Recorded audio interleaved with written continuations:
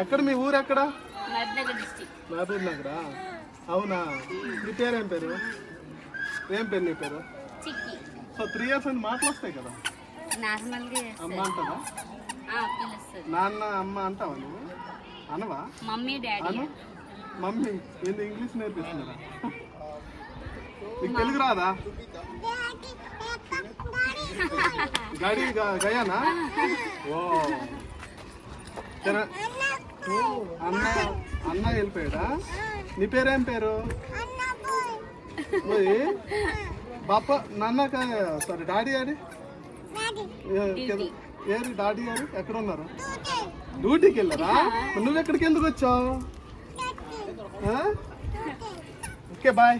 Bye కస్టర్ bye. Flying kiss చేయమ్మా. రాయిగా